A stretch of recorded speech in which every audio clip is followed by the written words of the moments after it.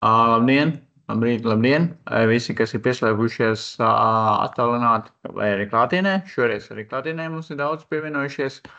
Gan arī tiepat Liepājas Raiņas sastāvs vidusskolas telpās. Šodien mums astronomijas skolā ir pieslēdzies Raitis Mīsa, un šoreiz mēs runāsim par tādu tēmu, kā skats uz kosmosa apgūves jaunumiem. Šo tēmu Raitis augstā sākumā ēgļa seminārā, ko rīkoja Latvijas astronomijas biedrība, arī tā kā interesantiem nosīt, tā kā mēs šoreiz izmantošiem šo iespēju, ka Raitis mums attālinātā formā astronomijas skolas lekcijā arī vēlreiz, tā kā pastāstīs par jaunumiem, jo mēs zinām, ka mūsdienu informācijas laikmetā ļoti daudz, kas mums aiziet garam ausīm, un mēs nespējam vienkārši te informācijas apjomām tā kā sekot līdzi, tā kā vārdu dodu Raitim Mīsam, lūdzu. Jā, pirmais uzreiz, ko var komentēt, mums ar Mārtiņu bija noruna, ka, ja notiks nākamais Starship izmēģinājums, tad par to arī runāsim, bet par cik tas nav bijis, tad par to nerunāsim pagaidām, jo, kad būs, tad būs, jā. Un tad tāds faktiski varētu teikt, gada griezumā, vai pat varbūt nav tik ļoti stingrs tas rāmis, bet, katrā ziņā atskats par to, kas tad īsti notiek raķešu pasaulē, ja tā varētu teikt. Un tad pirmā daļa, varētu teikt, tā ir veltīta jaunām vai nosacīt jaunām raķetēm, kas vai top, starp citu tieši šobrīd Vulkāna Centauri. Notiek otrais lidojums, certifikācijas otrais lidojums, tas kā mēs šobrīd runājam, tā viņš šobrīd notiek, ja viņš tikko startēja, tā raķeta pirms kaut kādas pusstundas apmēram startēja. Tas vienkārši tā interesanti, ka sakrīt laikā mūsu saruna un šis starts. Tad faktiski tātad jaunās raķetes, tā arī ir uzskaitījums, un, protams, viņi nelasīšies viņi pēc kārtas. Tātad, kā jau teicu, šobrīd notiek tātad otrais izmēģinājums, certifikācijas lidojums. Ja tas būs sekmīgs, tad šo raķetu turpmāk varēs izmantot ASV, teiksim tā, valsts pasūtījumam, ieskaitot arī visus slepenos spiedu pavadoņus un līdzīgas lietas, par kurām īpaši daudz nav zināms, kas īsti tur lido, bet šo raķetu varēs izmantot šiem startiem. Un tas ir viens no United Launch Alliance mērķiem dabūt šos pasūtījumus, jo tur tā samaksa ir labāka nekā tādos tīri komerciālos startos. Un tad šī raķeta faktiski aizstāja līdz šim izmantotās ULA, tātad Atlas 5 un Delta 4 raķetes, kas faktiski, var teikt, Atlas 5 vēl bišķi lidos, bet par to vēlāk, Delta 4 pēdējais lidojums jau bija, bet par to arī mazliet vēlāk. Galvenie dzinēji tātad ir 2, tā ir centrālajā pakāpē, ja tā varētu teikt, faktiski tā ir pirmā pakāpe, kurai pieliek klāt tos cietvielu raķešu pātrinātājus, un tad atkarībā no tās, kāda kravnesība vajadzīga, var pielikt 2, 4 vai 6, kā redzams attēlā. Un tie tātad 2 bija 4 dzinēji, un degviela šiem dzinējiem ir metāns. Tā ir tāda interesanta tendence šobrīd, un tur vairāk iemesli. Pirmkārt, metāns deg tīrāk nekā petrolē, kas ir, tas RP1, tātad rocket propellant, ko izmanto, piemēram, Falcon 9, un līdz ar to ir vieglāk izveidot atkārtojam, izmantojam raķeti. Zinējis nav, neapkvēp un nav tik daudz citu lietu, kas saistīts ar to, ka degšanas procesā, protams, tāpat kaut kas tur rodas, bet daudz mazāk nekā dedzināt petrolē. Otra lieta, ja mēs kādu dienu gribēsim braukt, piemēram, uz Marsu, tad uz Marsa tieši metānu var uz vietas diezgan viegli saražot process. Marsa atmosfēra ir 90, cik tur 8% vai vairāk ogleskābā gāze. Un, lai ražot metānu, vajag ogleskābo gāzi un ūdeni, kas arī ir uz vietas atrodams. Līdz ar to faktiski ir droši zināms, ka uz Marsa varēs ražot degvielu, tātad metānu, Nu, un no ūdens arī tātad skābekli, kas ir otra komponenta oksidētājs, kas nepieciešams, lai darbinātu šos te dzinējus, kas dedzina metānu. Līdz ar to ir otrs moments, ja mēs gribam lidot uz Marsu un pēc tam tikt mājās, tad, lai taupītu izmaksas degvielu ražojumu uz vietas un misija kļūst lētāk un arī, teiksim tā, pavisam godīgi iespējami. Lūk, jā, un tātad, jā, kā jau minēju, ir tātad līdz 6 šiem pātrinātājiem, ko var pēc vajadzības pielikt. Pa pāriem viņus pieliek un nodrošina lielāku veiktspēju startā. Tas viņa darbības laiks 1,5 minūte, un viņi faktiski veic to sākotnējā startā, kas ir sākotnējā posmā startam, tas ir grūtākais darbs jāpaveic, ja tā varētu teikt. Un tad faktiski to arī tās cietuvā raķetes dara. Tur arī tie rādītāji par to, cik daudz var pacelt zemē orbītā, tad faktiski mazliet mazāk kā Delta 4 Heavy tajā stiprākajā konfigurācijā. Līdz ar to Vulkāna Centauri labi aizstāja tās 2 raķetes, kuras viņas faktiski ir paredzētas, ka aizstāja. Tā secinājums varētu tā teikt. Tāds. Ja jums kādi jautājumi uzdodiet viņus uzreiz, lai nav tā, ka aizmirstās vai nepajautā. Jā, tad otra raķete, kas ir lidojis pagaidām vienreiz, bet lidos, protams, vēl ir Ariane 6. Protams, ļoti ilgi gaidīta, ilgi aplikta, ilgi kavēta.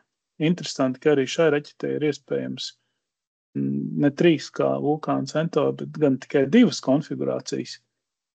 Bet mērķis un veids, kā to sasniedz, ir līdzīgs. Tātad, ja ir lielāka krava, liekam 4 cietuva raķetes, ja ir mazāk, tad 2.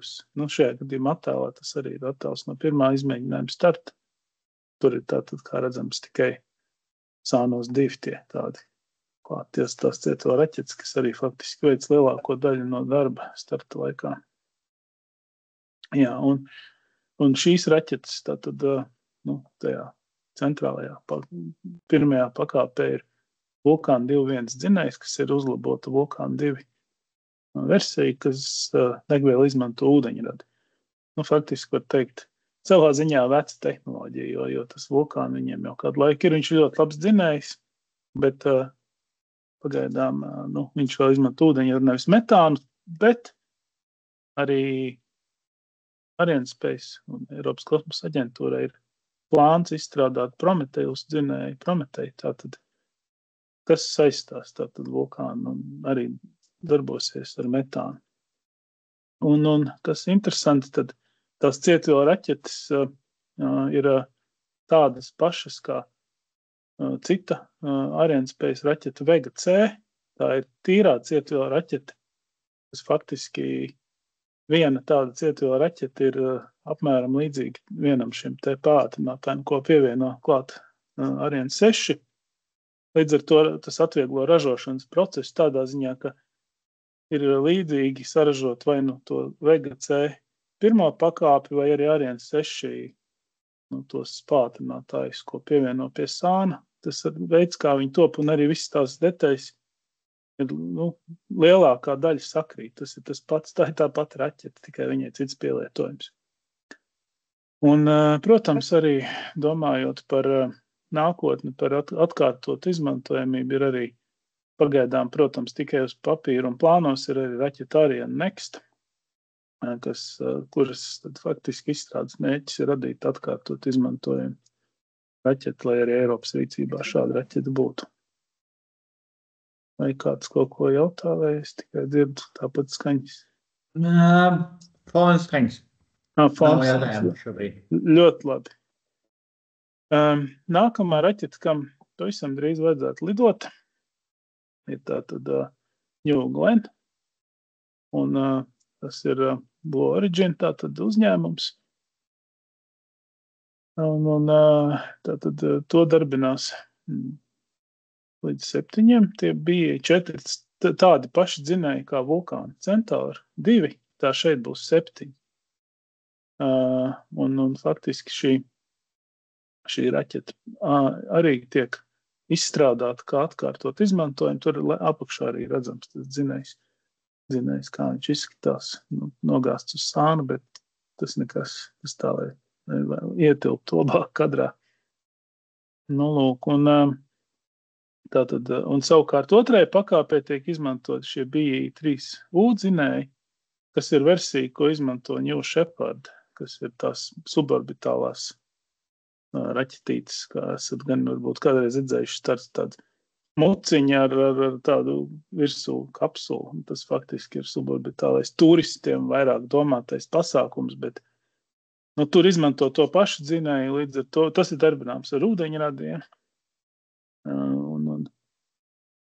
Un viņiem tātad ir jau šis dzinējs izmēģināts vadājot turistus, un tagad viņi arī izmantos viņu tātad jaunajā New Glenn otrajā pakāpē.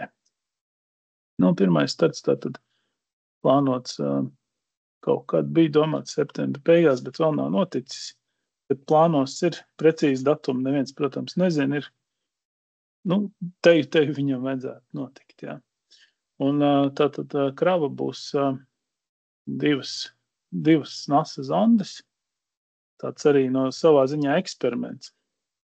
NASA ir pirmo reizi uztaisījusi maza budžeta aparātus, tur miljonos, nevis miljardos rēķināmas izmaksas, kas, nevis 100 miljonu, bet 10 miljonu rēķināmas cenas, jo tie dārgākie laikam bija miljardos, bet tas bija sen, tagad ir 100 miljonu tās izmaksas. Un tad jauna pieeja, taisam mazākus divus, lai būtu redundants, tātad, rezervēšana, kas ved mazāk instrumentus, bet viņas dabū ātrāk gatavs un attiecīgi pa zemāku cenu. Un tas pie viena būs gan šīs raķetes pirmais lidojums, gan arī cerams, ka nekas tur slikts nenotiks un nogādās tātad divas zondas uz Marsu. Un tieši tāpēc, ka viņai pirmajā startā tā raķetē paredzēts vest Marsa zondas arī tas starta loks, kā zināms, ir noteikts laiks, kurā ir izdevīgi lidot uz Marsu, un tas nav,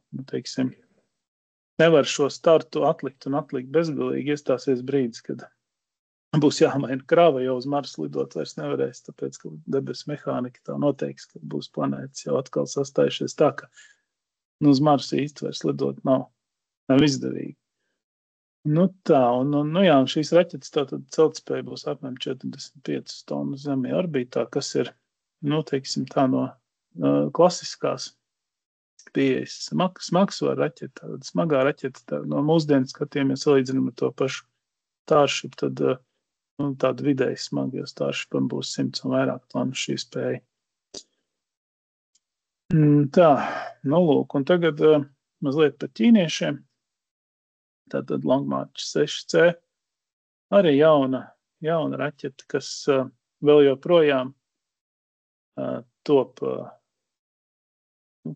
uz padomju mantojuma bāzes, tā varētu teikt.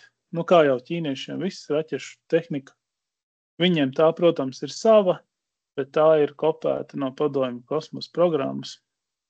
Tāpat, šie JF-100 dzinēji faktiski ir RD-120 kopijas, pārtaisīts, uzlabots, bet principā, tas pats vien RD-120, viņš ir pēc būtības. Un otrai pakāpē tātad ir arī kaut kādi, es neatceros no kā tie kopēti, bet tās arī kopijas celtspēja 4,5 tonnas, un, protams, cik tas ir RD-120, tad degviela ir, petrolē. Man jātājums ir, ko apzīmē tie lielie burti LEO? Tas ir Low Earth Orbit, tas ir zemā orbīta. Zemā orbīta.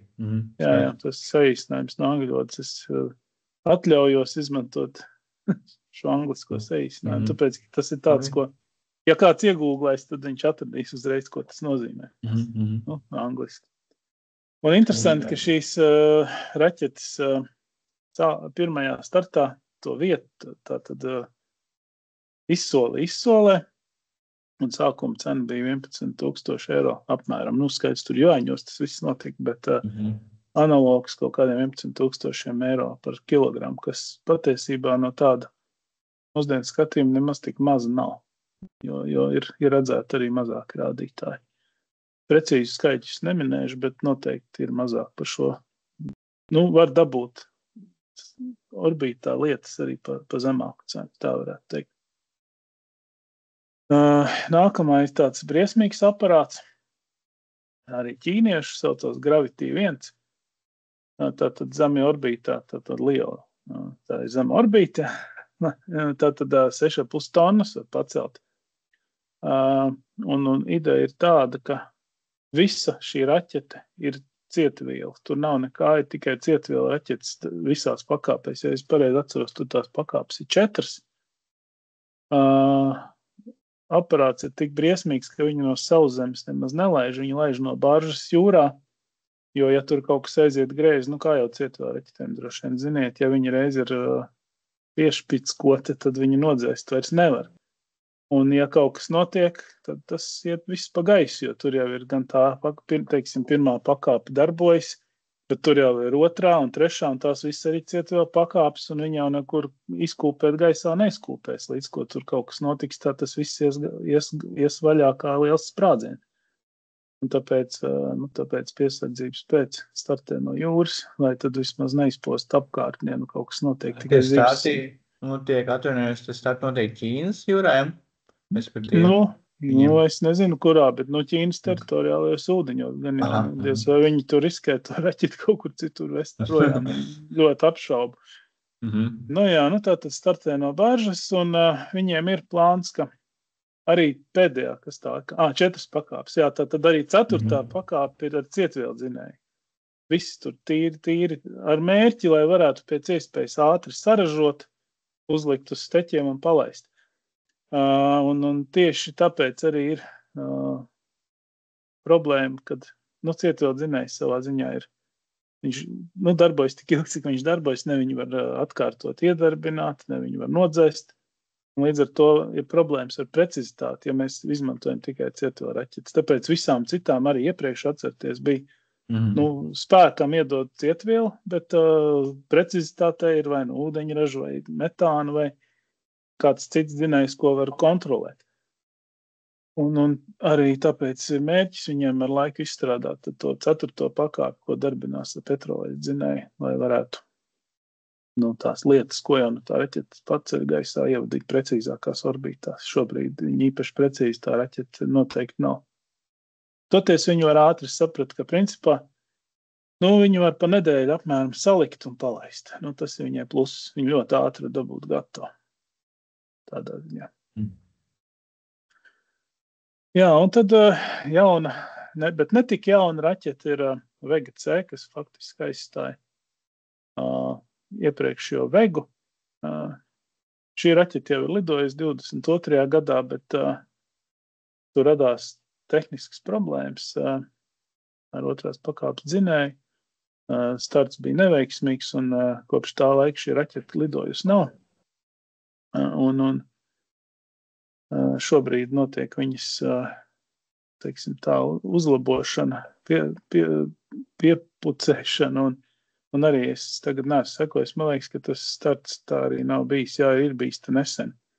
Tātad celtspēja 2,5 tonnas, arī zemajā orbītām, tātad nav ļoti jaudīga raķete, bet, toties arī. Un arī viņi ir precīzāk, protams, par to iepriekšējo, tāpēc, ka viņai ir pēdējā pakāpe darbinām ar to hidrozīnu, kas ir tomēr šķidrā degviela, ko var dzinēji, tātad var apturēt un ievadīt to kravu precīzā orbītā. Tas ir pluss atkal šai raķetē, bet tā viņa arī ir cietvielu raķete, un kā arī paši tie, kas jau tos startus nodrošina, saka, diezgan brutāls aparāts, ja tā varētu teikt, ja. Jo starta brīdī diezgan liels trieciens tiem visām kravām, kas atrodas tātad augšā tur. Un tad par raķetēm, kas vairs nelidos vai arī nelido, kas saka aizējošās raķetes, tad jau minētās Delta, ko aizstāja, tātad Centaurs un Atlas 5, ko aizstāja, nevis Centaurs, bet Vulkāns. Un tātad delta raķešu saime vispār ir, teiksim tā, tādu zināmu misiju, iespējams bagātākā visu laiku saime. Es te saliku vimpelīšus no misijām, kas ir ar šo raķešu saimes raķetēm palaistas. Un te ir tikai maza daļa. Te nav ne tuvu visi. Līdz ar to, kā mēs redzam, tad, ja paskatās, tur ir daudz viss kaut kā interesanti. Jā, Parker zonde, ko mēs redzam augšā Mars misijas, man šeit Pathfinders, tas viens ir, jā? Jā, Pathfinders, Deep Impact arī, Deep Space One un viss šīs Stardust, Spitzer teleskops ar viņām šīm raķetēm. Protams, tur ir, tā tad ir Delta 2 bija, kas bija tai sākotnējā bildē, un Delta 4, un tur vēl citas Deltas arī bijušas. Bet šobrīd šīs raķetes vairs nelido. Neviena, tātad pēdējais tāds bija, kas attēlā Delta 4 Heavy, un tas arī bija pēdējais tāds pagājušajā gadā. Ja pareizi atceros, tas bija pagājušajā gadā. Nav tik svarīgi, ka tā ziņā vairs nelidos. Un, jā. Un tieši ar šīm raķetēm arī daudz slepenie pavadoņi palaisti. Un kā jau teicu, tātad faktiski vulkāna raķete aizstās tātad Deltu. Atlas 5, tātad ir otra, kas vairs nelidos. Arī, to arī aizstāja tātad vulkāns. Bet ir viena nianse, 15 starti, tā kā te bija. Jā, ir palikuši vēl 15 raķetes, tātad vēl 15 starti, saražotas, tā varētu teikt, vēl 15 starti būs. Bet no nākamā gada kopā vēl 6 startiem tiks izmantots šis Atlas 5, tiks izmantots tikai Boeing Starlinerim. Tātad, te ir tāda lieta, ka, lai varētu ar raķeti startēt cilvēki, ir jāveic īpaša certifikācija, kas, protams, ir dārga un maksā naudu. Un tai vulkāna raķetei, kas šobrīd aizstās, tātad Atlas 5, šāda certifikācija šobrīd nav paredzēta. Un līdz ar to Starlinerim izmantos Atlas 5. Tās atlikušās raķetes viņas sataupīs un līdz 30. gadam izmantos, lai laistu Starlinerus. Un raķeti, kas jau zina, ka tā ir ļoti laba, ļoti precīza raķete, varēja ļoti precīzās orbītās ievadīt savas kravas, bet ir viena fundamentāla problēma. Pirmajā pakāpē ir RD-180, tātad Padomju Savienībā Krievijā ražots dzinējs, un tas ir iemesls, kāpēc šo raķeti faktiski pārtrauc izmantot. Tie dzinēji, tie starti, kas notiks līdz tam 2030. gadam, tie dzinēji jau viss ir iegādāti, sapirkti, un viņi ir tās raķetes, var teikt, ir gatavas, bet jauni dzinēji pirkti netiks, un tā vienkārši iet projām, tā varētu teikt. Un tad jau kā minēja Vega, tātad mazliet vājāk par Vega C, kas tagad aizstās šo te raķeti. Un konfigurācija ļoti līdzīga. Tātad cieto raķeti ar šķidrās degvielas 4. pakāpi, tad būtu tīri, lai ievadīts precīzāk orbītā. Pagājušajā gada septembrī bija pēdējais starts. Un vai tas šogad varbūt arī? Iespējams, ka šogad jāpaskatās sarakstos. Un tad salīdzinājumam tātad Vega C ir arī mazliet vairāk, mazliet jaudīgāk. Spēja pacelt par 800 kg vairāk nekā Vega, ja mēs runājam, piemēram, par polāru orbītu. Tas ir tāds salīdzinājums tīri, lai saprastu, kad arī jaunāka versija un arī mazliet jaudīgāka. Un tad paliek pēdējā sadaļa, kas man ir tādas dažādi, kur es salasīju kaut kādas lietas, kas man pašam šķīta interesantas. Un tad pirmā, protams, ir SpaceX Starship tad izmēģinājuma lidojums numur 4. Tas ir faktiski pirmais lidojums, kurā viss izdevās atbilstoši plānam. Tātad raķete startēja, Super Heavy pirmā pakāpe nolaidās Meksikas līcī kā plānots, un pats Starship, jeb kā to tagad sauc Ship, savukārt nolaidās Indijas okeānā. Viss notika atbilstoši plānam kontrolēti un arī tajos paredzētajos nolaišanās vietās, ietvaros, kur bija paredzēts nolaisties. Un, protams, šobrīd jau tas ir mazliet novecojis, tātad ne ātrāk augustā bija plānots 5. izmēģinājums, bet tas vēl nav noticis, bet, gan jau, ka tuvākajā laikā notiks, bet, sekojiet līdzi, tad jau arī varēsim sekot visi kopīgi, kā saka. Jautājums ir par 5. izmēģinājumu, kāds viņiem tagad ir tas, saucamais sasniedzamais mērķis, ko viņi grib 5. lidojumā izdarīt? Nav vēl precīzi. Nav precīzēs. Noteikts, bet ir, ja tā varētu teikt, pieņēmumi vai spekulācijas, ka varbūt, ka viņi mēģinās to Super Heavy noķert ar to torni. Bet tas nav izsludināts vēl. Tas ir tikai pieņēmums, ko tā varētu teikt tā, ko tauta gribētu redzēt, nevis tas, kas ir ieplānots. Ja. Un par arī tām daļām par Super Heavy, tad noteikti, ka 5. lidojumā laikā varētu arī uz platformu viņu nosēdināt, mēģināt, ne? Nē, tajā tornī. Viņi jau nesēdinās uz platformas. Viņu ar tādām rokām divām noķers. Var teikt, noķers no gaisa izņems ārā. Viņš nebūs uz platformas. Viņam jau nav kāju. Jā, tas ja viņam uztaisītu kājas, viņš būtu šausmīgi smags. Kļūtu krietni smagāks, tāpēc viņam būs tāds tā kā uz divām stiprām rokām viņu uzsēdinās virsū. Bet, kad tas būs, tad mēs arī redzēsim, kā tas izskatās. Jā. Lūk, nākamais interesantais ir Sierra Space Dream Chaser. Tātad, teiksim tāds aparātu komplekss, ja tā varētu teikt, kas ir paredzēts gan kravām, gan nākotnē arī pilotējumiem, lidojumiem. Tātad sastāv no 2 daļām. Tātad pats šis tā kā lidmašīna kosmoplāns. Un tam klāt iespējams pielikt Shooting Star moduli. Tas ir tas aizmugurē tā kā.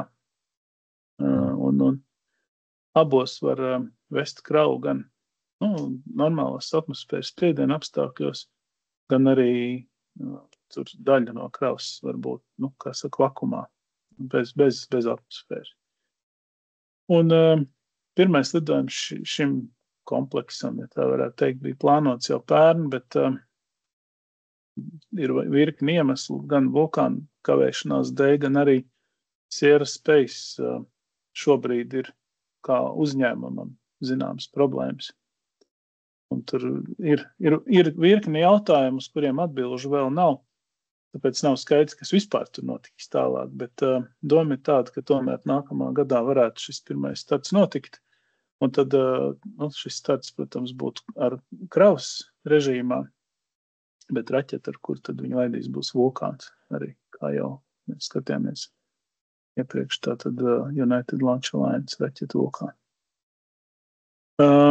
Cita interesanta lieta, kas arī notika nesen, ir tātad Aeroscale Japan, tāds uzņēmums,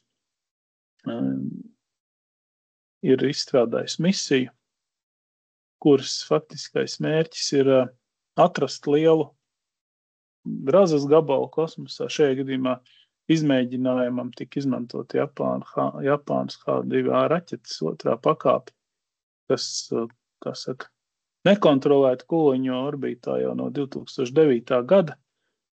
Un, protams, šī tāds liels gabals tur augšā vajadzīgs nav, būtu forši viņu savākt un nolaist atmosfērā. Un tad šī brīža misija tātad atrada to tehnoloģijas gabalu, kas vairs nav izmantojams. aplidoja, uzņēma attēlus. Šis ir viens no attēliem, kas tika uzņemts tā aplidojuma laikā. Faktiski nodemonstrē to, ka ir iespējams tātad ar nelielu mazu izmaksu un mazu tātad kosmisko aparātu pietuvoties kaut kam šādam. Un faktiski veica arī novērojums, lai saprastu, kādā stāvoklī tā raķetes otrā pakāpe ir. Jo pēc tam nākamā misija, kas tiks izstrādāta, jau būs tāda, kas aizlidos, pievienosies šeit aplūzē, ja tā var teikt, un izvadīs to reāli no orbitas. Un tas ir mērķis, kas arī ir plānā, ko īstenos.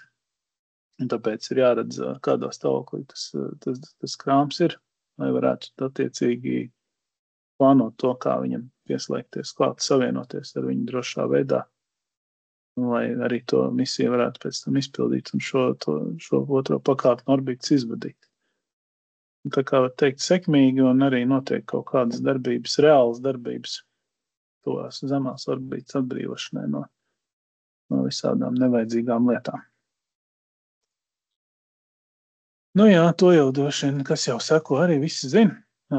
Tad Chang'e 6, ķīniešu aparāts, kas ir pirmais, kas ir atvedis uz Zemi. Gandrīz 2 kilogramus mēnesis akmeņu un regolītu paraugu no otras vai neredzamās puses, kā kurš to sauc. Un tas viss sekmīgi, un šie paraugi jau ir kanalizēti. Bet tas tāds notikums, ko gribējās pieminēt, un interesanti arī, ka viņam bija mazs visurgājiņš, kur man šķiet, ka vienīgais uzdevums bija aizbraukt no malas nobildēt pašu to Chang'e 6, un tas attēls, faktiski reāls attēls no mēnesis, kas arī tad ir uzņemts ar to Jinchan, vai kā nu viņi pareizi izrunā, visurgājiņi. Un pēdējais ir vienkārši interesants fakts kā tāds, ka Curiosity uz Marsa nejauši atrada molekulāru sēru, kas varētu liecināt par to, ka tur notiek kaut kādas lietas, tur, lai zinātnieki domā, par ko tas tieši liecina, bet varētu liecināt par to, ka ir kaut kādi ģeoloģiskie procesi bijuši uz Marsa, kas varbūt līdz šim nav bijuši apzināti.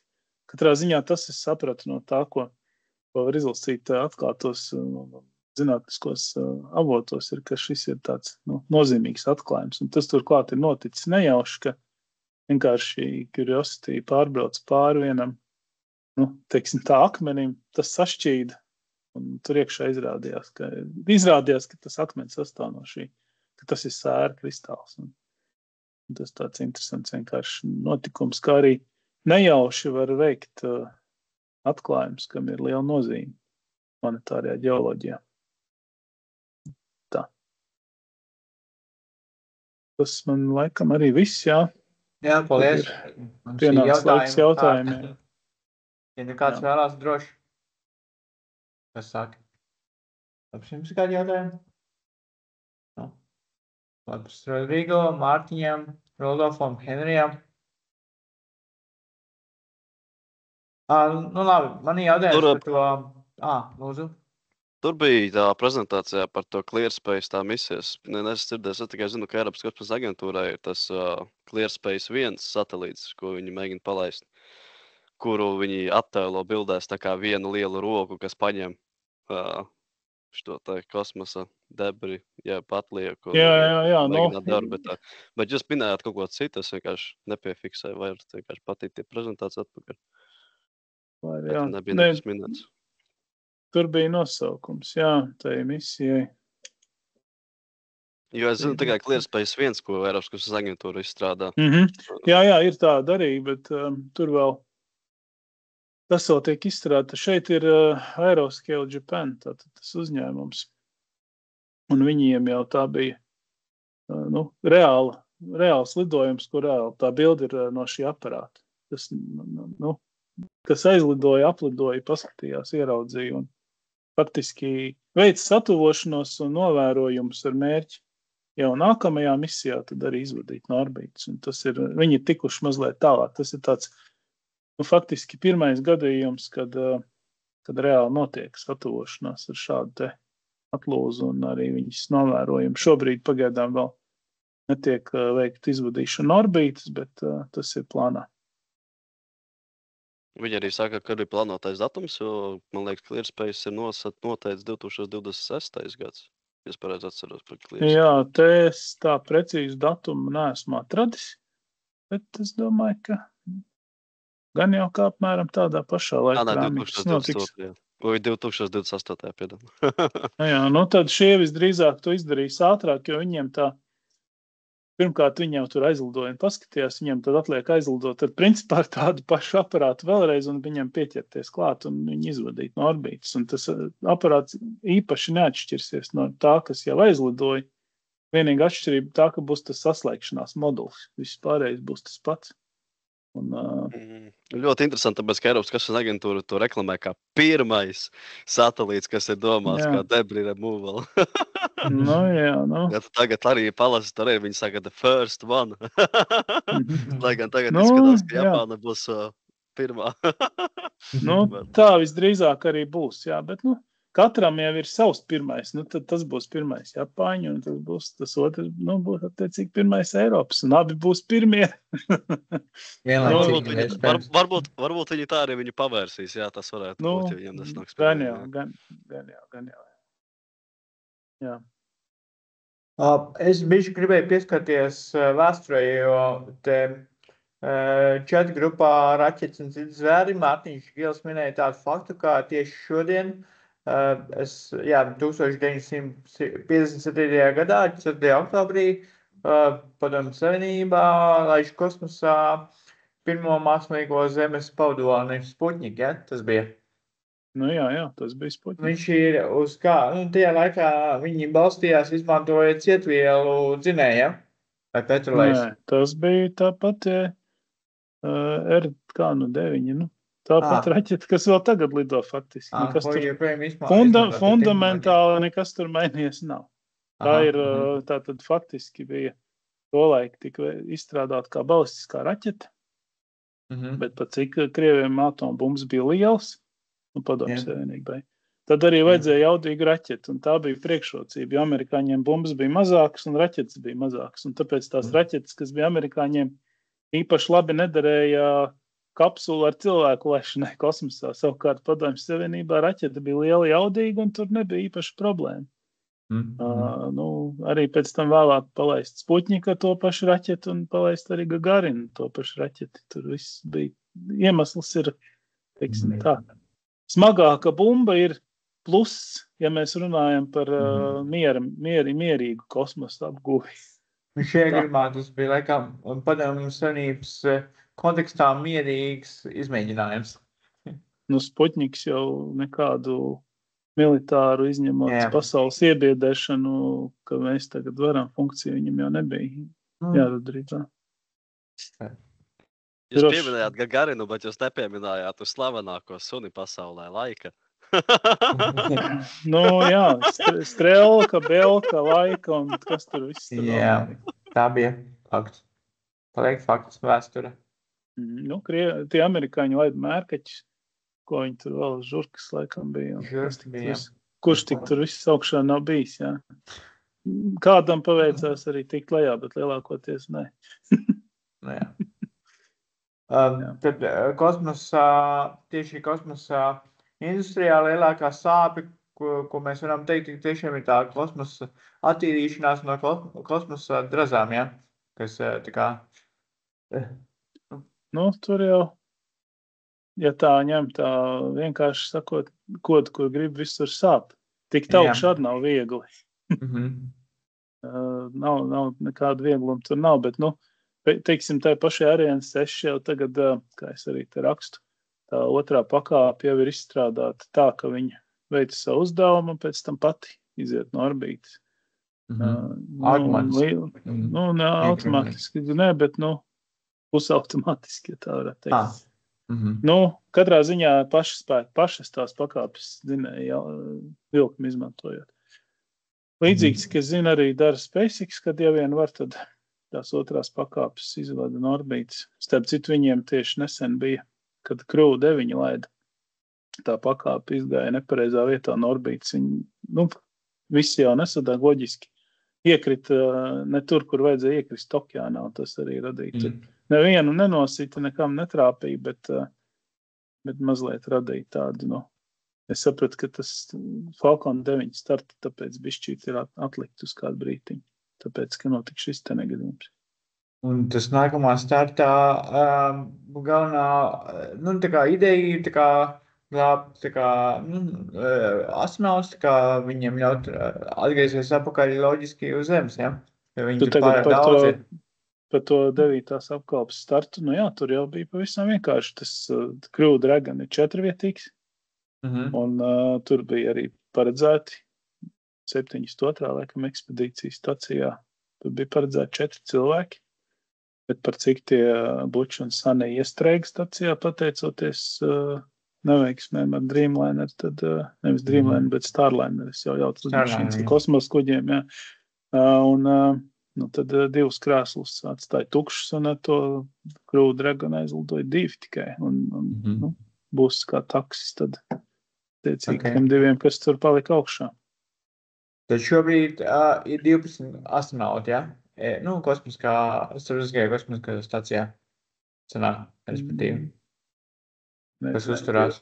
Diez vai tik daudz tur sanāk. Ir 3 Krievi un 4 amerikāņi. Jā, tā arī. 7. Parasti tā. Jā. Skaidri. Pareizāk tā, 3 ar Sojuz un 4 ar Dragonu. Jo viens no tiem, kas aizlidoja, bija Krievs. Jā. Dragonu aizlidoja. Tā kā, principā, 3 un 4 sēdvietu skaits tajos kuģos. Tad tik daudz arī tur var būt cilvēku. Jo tie kosmosa kuģi pilda arī klāpšanas laivas funkciju gadījumā, ja notiek ziepes. Ja pēkšņi ir jāmūka projām, tad visiem ir jāvar aizmukt. Nevar būt tā, ka kāds paliek. Jā. Kādi būs jāziedo? Tu. Tā, jā. Skaidrs. Varbūt tu kaut ko var minēt par Artemis programmu, kā tur tie nākamie soļi ir šajā pusgadā, vai arī nākamajā pusgadā aptuveni. Tur, zini kā, jāsagaida, ka tie soļi tiks spērti, un tad mēs par viņiem runāsim. Tur tādu uz priekšu, tur liela jēga runāt nav. Tāpēc, ka tur visu laiku visu vēl garumā. Mēs izrunāsim kaut ko, un pēc tam bet nākamais ir mēnesis aplidojums. Jā, tas ir kā būtu skaidrs. Tātad pilotējams un aplidot mēnesi. Tāda ir doma. Kā ies, te jau redzēs. Kad ies un kā ies, to mēs redzēsim. Jā, tas ir tie svarīgie jautājumi. Jā. Piekrīt. Māks jums klātesošiem kādi jautājumi? Par tiem visam. Paldies liels. Īstenībā bija ļoti interesanti un daudz ko jaunu mēs uzzinājām. Tā kā mēs turpinām astronomijas skolas nodarbības. Paldies Radim Misam par šo lekciju. Un jā, šodien mēs svinām to Zemes mākslīgā padoņu palaišanas datumu, kā arī ir plānots, ka šajā nedēļas nogalē būs ziemeņblāzma. Tad tie, kas novēro ziemeņblāzmas, noteikti ir kaujas gatavībā, spicē fotokameras un seko ierašanās datiem. Jā, par nākamo nedēļu es gribēju precizēt, ka nākamā nedēļa mums ir paredzēta lekcija ar Vladislavu Bezrukovu no Ventspils universitātes. Un Vladislavs stāstīs vairāk par Ventspils universitātes izstrādāto sadarbību ar JUICE kosmiskā kuģa izstrādes procesā. Jā. Izstrādi. Jā. Tad būs sīkāk arī par to, kāda saistība ir Ventspils augstskolai, kā arī Virats centram, ja precīzāk. Jā. Paldies jums par dalību, ka jūs pieslēdzaties. Tad tikamies nākamā piekdien. Visu labu visiem. Skatāmies debesīs. Jā, visu labu. Uz tikšanos.